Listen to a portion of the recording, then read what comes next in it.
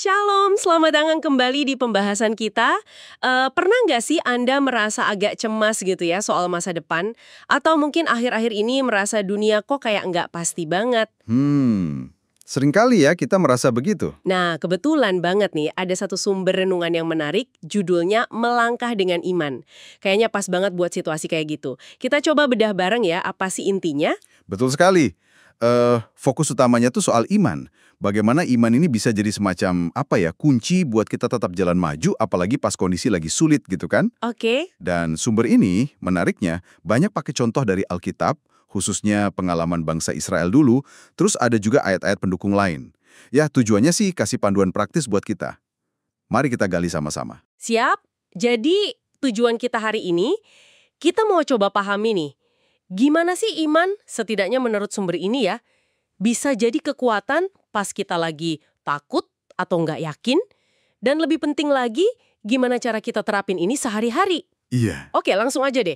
Sumber ini ngajak kita lihat satu kisah klasik, mungkin Anda juga udah sering dengar, dari kitab Bilangan, soal 12 pengintai yang diutus ke tanah perjanjian. Iya, kisah yang itu. Mereka lihat tanahnya itu, wah luar biasa subur, sampai-sampai tandan anggurnya aja harus dipikul 2 orang, saking besarnya. Tapi, nah ini dia, laporan mereka pas pulang kok malah jadi pecah ya. Nah, disinilah kontrasnya jadi kelihatan jelas banget. Ada 10 pengintai, laporannya bikin merinding. Fokusnya ke masalah. Wah, penduduknya raksasa, kota-kotanya bentengnya kuat banget. Aduh, Sampai mereka bilang, kita ini dibanding mereka kayak belalang aja deh. Kecil banget rasanya. Laporan mereka ini intinya nyebarin rasa takut gitu. Kabar busuk istilahnya di sumber itu. kabar busuk ya? Tapi ada 2 orang, Yosua sama Kaleb. Laporan mereka beda 180 derajat. Mereka justru bilang, Tuhan itu beserta kita kok, ngapain takut? Wah, berani banget ya? Iya, bahkan mereka bilang musuh itu makanan buat kita. Jadi fokusnya bukan ke gede badannya musuh, tapi ke janji Tuhan. Ini nunjukin banget gimana cara pandang iman lawan takut. Itu bisa mubah total cara kita lihat situasi yang sama. Kayak di Habakuk 2 ayat 4 itu, orang benar hidupnya karena percaya, karena iman. Beda banget ya hasilnya. Dan dampaknya ternyata, wah dahsyat ya. Laporan negatif 10 orang tadi itu bikin satu bangsa Israel, kecuali ya Yosua, Kaleb, sama generasi mudanya, jadi panik semua. Betul, nangis, ngeluh, bahkan mau berontak. Iya, sampai mau balik ke Mesir lagi katanya. Akibatnya fatal, mereka jadi nggak bisa masuk ke tanah yang udah dijanjikan Tuhan. Sumber ini kasih analogi yang menarik sih, katanya dengerin firman Tuhan itu kayak kita ke dokter. Oh, gimana tuh? Mungkin pas denger langsung lega gitu ya, tapi kalau nggak minum obatnya, maksudnya nggak diterapin firman itu, ya nggak sembuh atau nggak bertumbuh gitu secara rohani. Mirip sama Amsal 4 lah, yang bilang firman itu kehidupan dan kesembuhan. Wah, iya, masuk akal banget analoginya. Dan ini nyambung banget sama Roma 10 ayat 17 kan? Iman timbul dari pendengaran, dan pendengaran oleh firman Kristus. Betul. Jadi, apa yang kita pilih buat didengerin, buat diserap, itu penting banget. Sumber ini seolah nanya ke kita, telinga kita ini lebih sering diisi berita iman atau berita ketakutan. Soalnya, apa yang kita percaya, ya itu yang bakal nentuin tindakan kita. Nah, itu dia. Ada langkah-langkahnya nggak? Ada. Disebutkan beberapa poin praktis. Yang pertama, dan ini kayaknya fundamental banget, adalah mengingat janji Tuhan. Mengingat janji Tuhan ya? Iya. Kenapa Yosua sama Kaleb bisa berani? Karena mereka pegangannya bukan masalah di depan mata, tapi janji Tuhan soal tanah itu. Nah, tentu aja, supaya bisa ingat, kita perlu tahu dulu dong janjinya apa aja. Harus baca firman berarti ya? Tepat. Perlu waktu buat baca, buat merenungkan firmannya. Itu langkah awal. Oke, pertama ingat janji Tuhan. Terus yang kedua apa? Yang kedua, melangkah dalam ketaatan, bukan ketakutan. Ini menarik nih, sumber ini pakai analogi pintu otomatis. Pintu otomatis, maksudnya? Aksi ya? Harus ada aksi. Contohnya Bartimeus yang buta itu. Di Injil Markus kan ada ceritanya.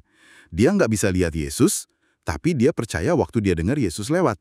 Terus dia bertindak, dia teriak minta tolong. Ketaatannya buat berseru itu yang akhirnya bawa dia kesembuhan. Iya. Ketaatan yang didorong iman ya. Oke, terus yang ketiga?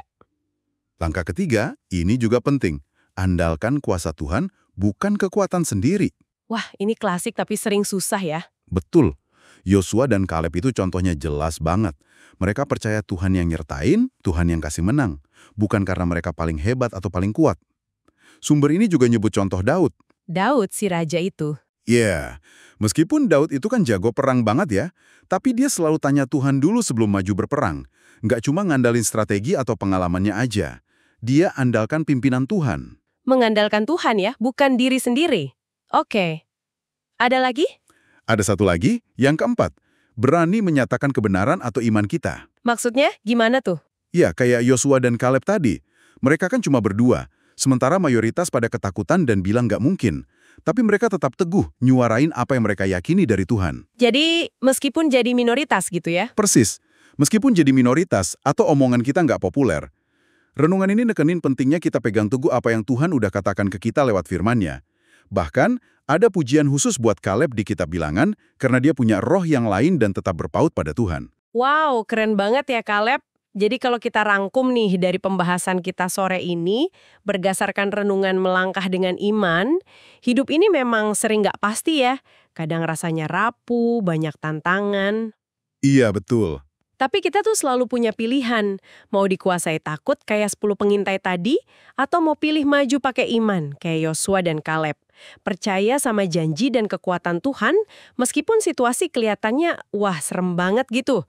Ada kepastian di dalam Tuhan, walau dunia ini rasanya goyah terus. Betul sekali. Dan sebagai penutup, ada kutipan yang bagus banget dari Mazmur 121 yang juga dikutip di sumber ini. Mazmur 121 ya? Gimana bunyinya? Kurang lebih gini, pertolonganku ialah dari Tuhan. Ia tak akan membiarkan kakimu goyah. Tuhan akan menjaga engkau terhadap segala kecelakaan. Menjaga keluar masukmu dari sekarang sampai selama-lamanya. Amin, indah sekali ya janjinya. Janji penjagaan yang luar biasa kan? Nah, mungkin ini pertanyaan refleksi buat Anda yang mendengarkan. Coba bayangkan, gimana ya kalau Anda secara sadar setiap hari milih buat mengingat dan mungkin juga memperkatakan janji kayak gini. Terutama pas rasa takut atau ragu itu muncul lagi. Kira-kira apa ya dampaknya buat langkah Anda selanjutnya? Coba direnung.